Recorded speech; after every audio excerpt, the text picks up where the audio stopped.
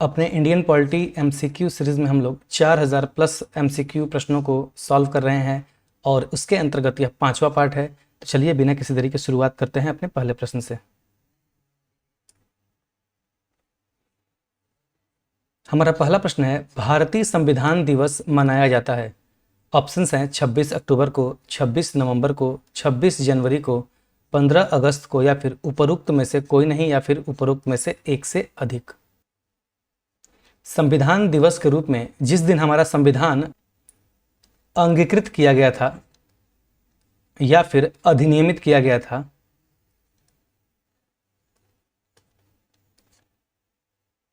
उसी दिन को हम मनाते हैं। और हमारा संविधान अंगीकृत या फिर अधिनियमित कब किया गया था? तो 26 नवंबर 1949 ईस्वी को, और इसी 26 नवंबर को हम संविधान दिवस के रूप में मनाते हैं। तो सही हमारा आंसर क्या होगा? ऑप्शन बी, 26 नवंबर जो है हम संविधान दिवस के रूप में मनाते हैं।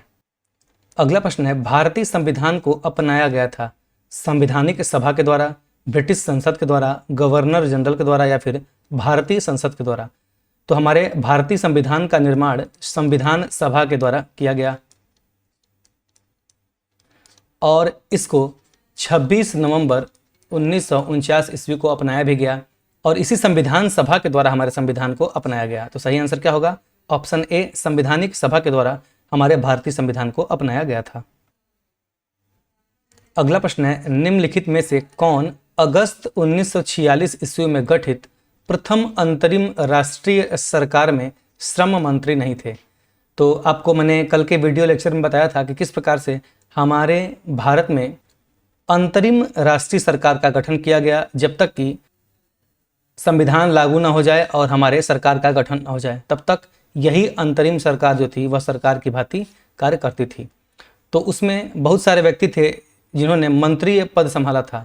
तो अगर हम बात करें श्रम मंत्री के रूप में, तो श्रम मंत्री उस समय जगजीवन राम को बनाया गया था। तो सही आंसर क्या होगा? ऑप्शन डी, जगजीवन राम 1946 ईस्वी में गठित अंतरिम सरकार में श्रम मंत्री के पद पे थे। अगर बात करें सी राजगोपालाचारी की, तो वह उस समय शिक्षा मंत्री के पद पे थे। और क्योंकि इस तरह से प्रश्न पूछे जाते हैं एग्जाम में, इसलिए मैंने एक अलग स्लाइड ऐड की है जिसमें सभी मंत्रियों के नाम और उनके विभागों के बारे में दिया गया है। तो चलिए उसको हम अच्छे से देख लेते हैं ताकि अगर इस तरह के कोई भी प्रश्न बनाए जाएं तो हम उसको कर सकें। अगर हम बात करें 1946 ईस्वी में गठित प्रथम अंतरिम राष्ट्रीय सरकार की, तो उसके उपाध्यक्ष और विदेश मामलों और राष्ट्रमंडल संबंधी मंत्री थे पंडित जवाहरलाल नेहरू। ये उपाध्यक्ष थे। तो अध्यक्ष कौन थे? तो उस समय के वायसराय जो थे वह इसके अध्यक्ष थे। दूसरा है, गृह मामलों और सूचना और प्रसारण मंत्री कौन थे? तो वो थे सरदार वल्लभ भाई पटेल। अगर हम बात करें कृषि और खाद्य मंत्री की, तो वो थे राजेंद्र प्रसाद। और वहीं वाणिज्य मंत्री थे इब्राहिम इस्माइल चुंदरीकर। बात करें अगर उस समय के रक्षा मंत्री की, तो वो थे बलदेव सिंह। और शिक्षा और कला मंत्री थे सी राजगोपालाचारी। उस समय श्रम मंत्री के पद पे जगजीवन राम थे और कानून मंत्री जोगेंद्र नाथ मंडल थे। वहीं रेलवे और संचार तथा डाक और वायु विभाग के मंत्री अब्दुल रब निस्तर थे और वित्त मंत्री लियाकत अली खान थे। इसके साथ साथ उद्योग और आपूर्ति मंत्री जॉन मथाई थे और स्वास्थ्य मंत्री गजनफर अली खान थे। तो ये सारे मंत्रिमंडल पद इंपॉर्टेंट हैं और एग्जाम में अक्सर यहाँ से प्रश्न पूछे जाते हैं। कई बार तो आपसे कूट वाले प्रश्न भी इससे बनाए जाते हैं, और अगर आप लोग इस चीज़ को याद रखेंगे तो आप सभी संबंधित प्रश्नों को करने में सक्षम होंगे। हमारा अगला प्रश्न है, भारत का संविधान अंगीकृत एवं अधिनियमित हुआ था कब? जनवरी 26 1950 ईस्वी को, फरवरी 11 1948 ईस्वी को, नवंबर 26 1949 ईस्वी को, या फिर उपर्युक्त में से किसी तिथि को भी नहीं। तो मैंने कई बार इसकी चर्चा कर ली है कि हमारा संविधान अंगीकृत या फिर अधिनियमित 26 नवंबर 1949 ईस्वी को हुआ था। तो सही आंसर क्या होगा? ऑप्शन सी, नवंबर 26 1949 ईस्वी को हमारा संविधान अंगीकृत एवं अधिनियमित हुआ था। और लागू करने की बात की जाए तो 26 जनवरी 1950 ईस्वी को। अगला प्रश्न है, बी आर अम्बेडकर का संविधान सभा में निर्वाचन हुआ था कहाँ से? पश्चिमी बंगाल से, बंबई प्रेसिडेंसी से, तत्कालीन मध्य भारत से, या फिर पंजाब से? यह प्रश्न काफ़ी ज़्यादा इंपॉर्टेंट है। क्यों? क्योंकि यहाँ पे अक्सर लोगों के बीच कन्फ्यूज़न पैदा होती है। क्यों? क्योंकि लोग पश्चिम बंगाल और बम्बई प्रेसिडेंसी में कंफ्यूज हो जाते हैं, लेकिन आज हम इसको डिटेल पूर्वक जानेंगे कि आखिर में इसका सही आंसर क्या होगा। अगर हम बात करें 1946 ईस्वी के चुनाव की, तो उसमें B.R. अम्बेडकर को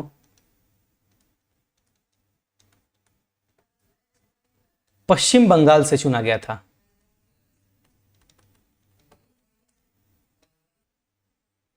लेकिन बाद में जब विभाजन हुआ तो पश्चिम बंगाल जो है वह पूर्वी पाकिस्तान का हिस्सा हो गया। इसलिए फिर से चुनाव कराए गए, और जब फिर से चुनाव कराए गए तो B.R. अम्बेडकर मुंबई के पूना क्षेत्र से निर्वाचित होकर संविधान सभा का हिस्सा बने। और हालांकि पूना सीट पे पहले से ही एक व्यक्ति निर्वाचित थे जिनका नाम था S.R. जयकर। तो S.R. जयकर ने डॉक्टर B.R. अम्बेडकर के लिए अपना स्थान छोड़ा और वहां पे फिर से उपचुनाव कराए गए, और उपचुनाव में B.R. अम्बेडकर जीतते हैं और संविधान सभा के सदस्य के रूप में वह हिस्सा लेते हैं। तो इस तरह से अगर पूछा जाए कि B.R. अम्बेडकर का संविधान सभा में निर्वाचन कहां से हुआ था, तो हमारा सही आंसर होगा बंबई प्रेसिडेंसी से। तो आशा है कि आप लोग इससे अब कंफ्यूज नहीं होंगे कि उनका चुनाव पश्चिम बंगाल से संविधान सभा के लिए नहीं हुआ था। इसका सही आंसर होगा संविधान सभा में B.R. अम्बेडकर बंबई प्रेसिडेंसी से चुने गए थे। अगला प्रश्न है, निम्नलिखित कथनों पर विचार कीजिए। पहला कथन है, तृतीय गोलमेज सम्मेलन के विचार विमर्श की परिणति भारत सरकार अधिनियम 1935 के पारित होने के रूप में हुई।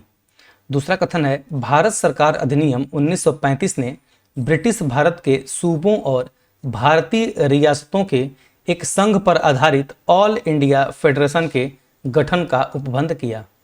तो सबसे पहले हम पहले कथन को जानेंगे। पहले कथन में कहा जा रहा है कि तृतीय गोलमेज सम्मेलन के विचार विमर्श की परिणति भारत सरकार अधिनियम 1935 के पारित होने के रूप में हुई। जैसा कि तृतीय गोलमेज सम्मेलन 1932 ईस्वी में हुआ था और इसमें कांग्रेस ने हिस्सा नहीं लिया था। कांग्रेस ने केवल एक गोलमेज सम्मेलन में हिस्सा लिया, द्वितीय गोलमेज सम्मेलन में, और उसमें कांग्रेस की तरफ से महात्मा गांधी ने हिस्सा लिया था। इस तृतीय गोलमेज सम्मेलन में 1935 ईस्वी का जो अधिनियम आया उसके बारे में काफी चर्चा हुई और इसकी एक ठोस योजना प्रस्तुत की गई, और बाद में यही आधार बना 1935 के अधिनियम का। तो इस प्रकार से पहला कथन क्या है? पहला कथन सत्य होगा। दूसरे कथन की बात करें, भारत सरकार अधिनियम 1935 ने ब्रिटिश भारत के सूबों और भारतीय रियासतों के एक संघ पर आधारित ऑल इंडिया फेडरेशन के गठन का उपबंध किया। इसकी चर्चा मैंने पिछले वीडियो में भी की है, किस प्रकार से 1935 ईस्वी के अधिनियम में यह प्रावधान था कि भारत के लिए एक अखिल भारतीय संघ की स्थापना की जाएगी। तो इस प्रकार से दूसरा स्टेटमेंट भी क्या है? वह सही है। अब हमें उपर्युक्त कथनों में से कौन सा सही है या फिर सही है उनको चुनना है। ऑप्शन पहला है केवल एक, तो केवल एक तो सही है, लेकिन एक और दो दोनों सही हैं, तो इस वजह से यह ऑप्शन नहीं होगा। दूसरा ऑप्शन है केवल दो, तो यह भी गलत हो जाएगा।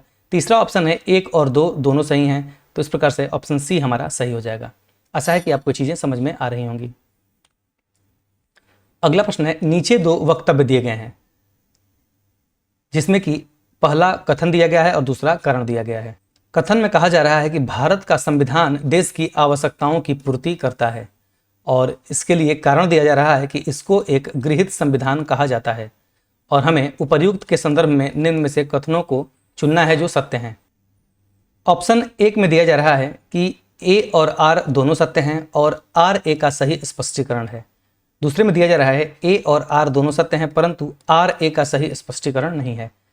तीसरे में कहा जा रहा है ए सत्य है परंतु आर असत्य है, और चौथे ऑप्शन में कहा जा रहा है ए असत्य है परंतु आर सत्य है। तो चलिए इसको देखते हैं और देखते हैं कि क्या कथन की व्याख्या करता है कारण, या फिर कथन सही है कि नहीं, या फिर कारण सही है कि नहीं। सबसे पहला कथन है कि भारत का संविधान देश की आवश्यकताओं की पूर्ति करता है। तो इसमें कोई संदेह नहीं है कि हमारा संविधान जो है हमारे आवश्यकताओं की पूर्ति करता है। हमारा संविधान में ऐसे प्रावधान हैं जो कि हमारी आवश्यकताओं की पूर्ति करते हैं। साथ ही साथ इसमें हमारे संविधान निर्माताओं ने संशोधन की प्रक्रिया को भी शामिल किया है, जिससे कि भविष्य में होने वाली आवश्यकताओं की पूर्ति की जा सके। तो इस प्रकार से कथन 100% सही है। कारण कहा जा रहा है कि इसको एक गृहीत संविधान कहा जाता है। ये बात भी बिल्कुल सही है, क्योंकि हमारे संविधान में जो प्रावधान लिए गए हैं वह कई देशों के संविधान से प्रेरित हैं। तो इस प्रकार से इसी कारण इसको उधार का थैला भी कहा जाता है और एक गृहीत संविधान भी कहा जाता है। तो कारण भी सही है, लेकिन इस कथन के बारे में यह कारण व्याख्या नहीं करता। अलग अलग तो दोनों सही हैं, लेकिन व्याख्या तब कहा जाता है जब इसके बारे में वह एक्सप्लेनेशन दे। तो इस प्रकार से हमारा सही आंसर क्या होगा? कथन और कारण दोनों सही हैं। तो ऑप्शन बी है कि ए और आर दोनों सही हैं, किंतु आर ए का सही स्पष्टीकरण नहीं है। तो इस प्रकार से बी ऑप्शन सही होगा। ए ऑप्शन क्यों नहीं सही होगा? क्योंकि कारण जो है वह कथन की व्याख्या नहीं करता। अगला प्रश्न है, संविधान सभा में वयस्क मताधिकार को 15 वर्षों के लिए स्थगित करने की बात किसने की थी? ऑप्शंस हैं डॉक्टर राजेंद्र प्रसाद ने, जवाहरलाल नेहरू ने, मौलाना आजाद ने या फिर डॉक्टर भीमराव अंबेडकर ने। तो संविधान सभा में जब प्रत्येक बिंदुओं पर चर्चा हो रही थी तो उस समय मौलाना अबुल कलाम आजाद ने मताधिकार को 15 वर्ष के लिए स्थगित करने की बात कही थी। तो सही आंसर क्या होगा? सही आंसर होगा ऑप्शन सी। ये डायरेक्ट एग्जाम में पूछे जाते हैं और स्टेटमेंट वाले प्रश्न है, इस वजह से इसको आप लोग हूबहू याद रखेंगे।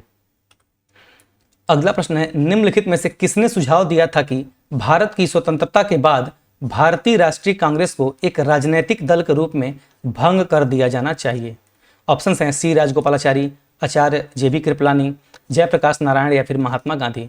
तो उपर्युक्त कथन महात्मा गांधी ने कहा था। महात्मा गांधी ने कहा था कि कांग्रेस को एक राजनीतिक पार्टी के रूप में भारत की स्वतंत्रता के बाद भंग कर दिया जाना चाहिए। तो सही आंसर क्या होगा? सही आंसर होगा option D, Mahatma Gandhi. Statement वाले प्रश्न है, इस वजह से इंपॉर्टेंट है। अगला प्रश्न है, अपनी राष्ट्रवादी प्रतिक्रिया में भारतीय संविधान के निर्माताओं ने अल्पसंख्यकों के हितों तथा भावनाओं के महत्व को कम करके आंका है। यह कथन किसका है? ऑप्शंस हैं मॉरिस जोन्स का, अलेक्जेंड्रोविच का, हार्डी ग्रेव जूनियर्स का या फिर आइवर जेनिंग्स का।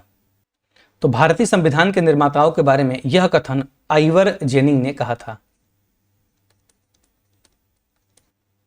आइवर जेनिंग्स ने कहा था कि अपनी राष्ट्रवादी प्रतिक्रिया में भारतीय संविधान के निर्माताओं ने अल्पसंख्यकों के हितों तथा भावनाओं को महत्व को कम करके आंका है, लेकिन यह पूरी तरह से हमारे भारतीय संविधान के लिए सही नहीं है।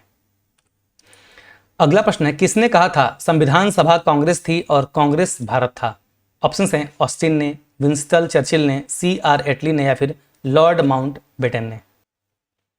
तो यह कथन कि संविधान सभा कांग्रेस थी और कांग्रेस भारत था, ग्रैनविले ऑस्टिन, कहीं कहीं आपको G. ऑस्टिन भी मिल सकता है, तो इन्होंने यह कथन कहा था। तो सही आंसर क्या होगा? ऑप्शन ए, ऑस्टिन ने।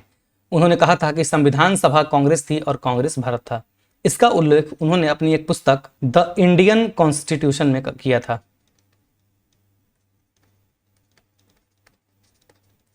तो ये पुस्तक भी इंपॉर्टेंट है, इसका नाम याद रखेंगे कि द इंडियन कॉन्स्टिट्यूशन नामक पुस्तक G. ऑस्टिन या फिर ग्रैनविले ऑस्टिन ने लिखा था।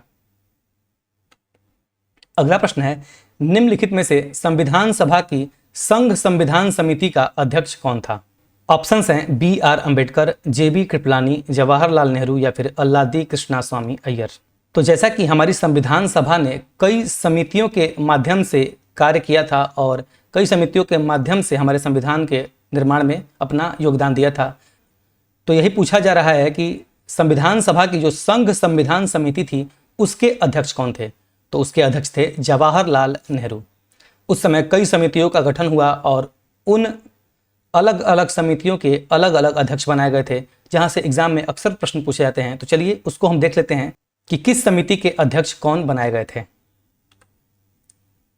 अगर हम बात करें संघीय संविधान समिति या फिर संघीय शक्तियों संबंधी समिति की, तो उसके अध्यक्ष पंडित जवाहरलाल नेहरू थे। प्रक्रिया विषयक नियमों संबंधी समिति तथा संचालन समिति के अध्यक्ष डॉक्टर राजेंद्र प्रसाद थे। प्रारूप समिति के अध्यक्ष डॉक्टर भीमराव अंबेडकर थे। वहीं मौलिक अधिकारों, अल्पसंख्यकों एवं जनजातीय और अपवर्जित क्षेत्रों संबंधी सलाहकार समिति के अध्यक्ष सरदार वल्लभ भाई पटेल थे। और इसी के अंतर्गत 2 अन्य उप समितियों का भी गठन किया गया था, जैसे कि मूल अधिकार उप समिति, तो इसके अध्यक्ष जो थे वह जेबी कृपलानी थे। और इसी के अंतर्गत एक और समिति थी अल्पसंख्यक उप समिति, जिसके कि अध्यक्ष एच.सी. मुखर्जी थे।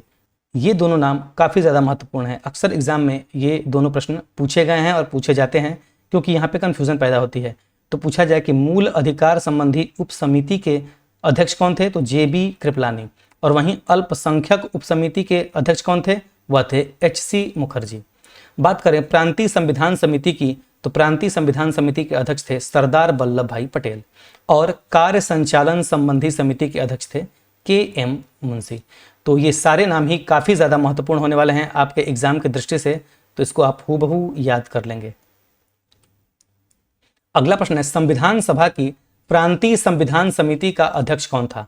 ऑप्शंस हैं doctor B R. Ambedkar, Pandit Jawaharlal Nehru, doctor Rajendra प्रसाद या फिर सरदार वल्लभ भाई पटेल। तो पिछले स्लाइड में ही मैंने बताया कि प्रांतीय संविधान समिति के अध्यक्ष थे सरदार वल्लभ भाई पटेल। वहीं डॉक्टर बी.आर. अम्बेडकर जो थे वह प्रारूप समिति के अध्यक्ष थे। बात करें पंडित जवाहरलाल नेहरू की, तो वह संघ समिति के अध्यक्ष थे। और राजेंद्र प्रसाद जो थे वह संचालन समिति के अध्यक्ष थे।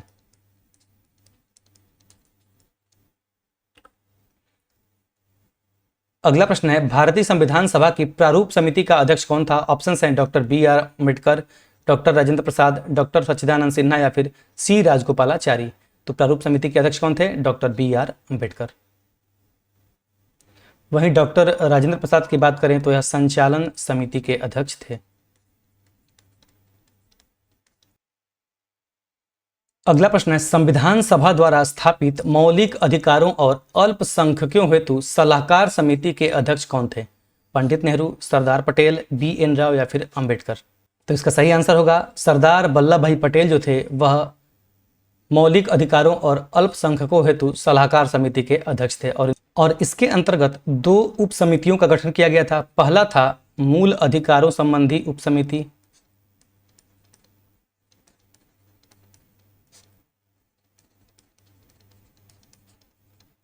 जिसका अध्यक्ष जेबी कृपलानी को बनाया गया।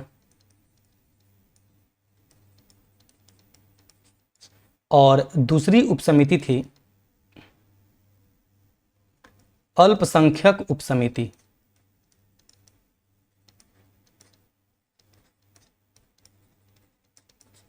और इसका अध्यक्ष एच.सी. मुखर्जी को बनाया गया था। तो इन दोनों नामों को भी आप लोग ध्यान रखेंगे। अगला प्रश्न है, डॉक्टर बी.आर. अम्बेडकर की अध्यक्षता में संविधान सभा की प्रारूप समिति में कितने अन्य सदस्य थे? तो प्रारूप समिति में कुल सदस्यों की संख्या कितनी थी? 7 थी। और पूछा जा रहा है कि बी.आर. अम्बेडकर की अध्यक्षता में संविधान सभा की प्रारूप समिति में कितने अन्य सदस्य थे, अर्थात बी.आर. अम्बेडकर को हम ऐड नहीं करेंगे। तो इस प्रकार से कुल कितने सदस्य हो जाएंगे? 6 हो जाएंगे। 6 + 1 भीमराव अम्बेडकर। तो सही आंसर क्या होगा हमारा? ऑप्शन बी, 6 सदस्य थे और अम्बेडकर को मिला के कुल 7 सदस्य थे। चलिए उनके सदस्यों के नामों को भी जान लेते हैं, जहां से अक्सर एग्जाम में प्रश्न पूछे जाते हैं। प्रारूप समिति में कुल 7 सदस्य थे और उसमें अध्यक्ष जो थे वह डॉक्टर भीमराव अम्बेडकर थे। अगर बाकी अन्य सदस्यों की बात करें तो दूसरे सदस्य के रूप में एन. गोपालास्वामी अयंगर थे, तीसरे सदस्य के रूप में अल्लादी कृष्णा स्वामी अय्यर थे, चौथे सदस्य डॉक्टर के.एम. मुंशी थे, वहीं 5वें सदस्य सैयद मोहम्मद सादुल्ला थे, 6वें सदस्य के रूप में एन. माधव राव थे। हालांकि शुरू में 6वें सदस्य के रूप में बी.एल. मित्र थे, और जब बी.एल. मित्र ने स्वास्थ्य कारणों से अपने पद से त्यागपत्र दे दिया तो उसके स्थान पे एन. माधव राव नए सदस्य बनाए गए। 7वें सदस्य टी.टी. कृष्णामाचारी थे और इन्होंने भी डी.पी. खेतान का स्थान लिया था। 1948 ईस्वी में डी.पी. खेतान की मृत्यु हो गई और उनकी जगह टी.टी. कृष्णामाचारी ने लिया। तो ये सभी नाम जो हैं वह एग्जाम में पूछे जाते हैं, तो इसको आप हूबहू याद कर लेंगे। अगला प्रश्न है, निम्नलिखित में से कौन संविधान प्रारूप समिति के सदस्य थे? एन. गोपालास्वामी अयंकर, जवाहरलाल नेहरू, अल्लादी कृष्णा स्वामी अय्यर और सरदार पटेल। कूट से आपको इसका आंसर देना है कि इसमें से कौन कौन प्रारूप समिति के सदस्य थे। अगर पहले की बात करें तो एन. गोपालास्वामी सदस्य थे, तो ये पहला वाला क्या होगा, सही होगा। जवाहरलाल नेहरू सदस्य नहीं थे। अल्लादी कृष्णास्वामी अय्यर ये सदस्य थे, और सरदार पटेल इस प्रारूप समिति के सदस्य नहीं थे। तो सही आंसर क्या होगा, ऑप्शन 1 और 3। तो पहला ऑप्शन क्या है, 1, 2 और 4, तो ये गलत हो जाएगा। दूसरा ऑप्शन है 1 और 4, ये भी गलत हो जाएगा। तीसरा ऑप्शन है 1 और 3, तो 1 और 3 क्या थे, वह प्रारूप समिति के सदस्य थे, एन गोपालास्वामी अय्यर और अल्लादी कृष्णास्वामी अय्यर। तो सही आंसर क्या होगा, ऑप्शन सी 1 और 3 सही होगा। अगला प्रश्न है, संविधान पांडुलेखन समिति का निम्न में से कौन सदस्य नहीं था। ऑप्शन है मोहम्मद सादुल्ला, के.एम. मुंशी, ए.के. अय्यर या फिर जवाहरलाल नेहरू। तो मोहम्मद सादुल्ला सदस्य थे, के.एम. मुंशी ये भी सदस्य थे, ए.के. अय्यर ये भी सदस्य थे, लेकिन जवाहरलाल नेहरू जो थे वह प्रारूप समिति के सदस्य नहीं थे या फिर पांडुलेखन समिति के सदस्य नहीं थे। तो सही आंसर हमको नहीं वाला ही चुनना है। तो सही आंसर होगा ऑप्शन डी, जवाहरलाल नेहरू पांडुलेखन समिति के सदस्य नहीं थे। अगला प्रश्न है, संविधान सभा ने डॉक्टर बी.आर. अम्बेडकर की अध्यक्षता में प्रारूप समिति का गठन कब किया था। ऑप्शंस हैं 13 दिसंबर 1946, 22 जनवरी 1946, 3 जून 1947 या फिर 29 अगस्त 1947। तो मैंने इसकी चर्चा कई बार की है कि प्रारूप समिति का गठन 29 अगस्त 1947 ईस्वी को किया गया और इसके अध्यक्ष रूप में डॉक्टर बी.आर. अम्बेडकर को बनाया गया और इसमें कुल 7 सदस्य थे। अगला प्रश्न है, संविधान निर्मात्री परिषद की झंडा समिति के अध्यक्ष कौन थे। ऑप्शंस हैं सी राजगोपालाचारी, डॉक्टर राजेंद्र प्रसाद, जे.बी. कृपलानी या फिर डॉक्टर बी.आर. अम्बेडकर। तो ये प्रश्न भी कभी कभी कंफ्यूजन पैदा करता है, क्योंकि अपर्याप्त स्रोत वाली पुस्तकों में इसका आंसर आपको अक्सर गलत मिलेगा। लेकिन अगर एग्जैक्टली ऑथेंटिक आंसर की बात करें तो झंडा समिति के अध्यक्ष जो थे वह डॉक्टर राजेंद्र प्रसाद थे। तो हमारा सही आंसर क्या होगा, ऑप्शन बी, डॉक्टर राजेंद्र प्रसाद संविधान निर्मात्री परिषद की झंडा समिति के अध्यक्ष थे। और कई बार एग्जाम में यह भी पूछा जाता है कि तदर्थ राष्ट्रीय ध्वज समिति के अध्यक्ष कौन थे। तो तदर्थ राष्ट्रीय ध्वज समिति के अध्यक्ष भी डॉक्टर राजेंद्र प्रसाद ही थे। तो ये दोनों चीज़ें आप लोग ध्यान रखेंगे और कंफ्यूज नहीं होंगे। एग्जैक्ट और ऑथेंटिक आंसर है झंडा समिति के अध्यक्ष डॉक्टर राजेंद्र प्रसाद ही थे। और पूछा जाए तदर्थ राष्ट्रीय ध्वज समिति के अध्यक्ष, तो ये भी डॉक्टर राजेंद्र प्रसाद ही थे।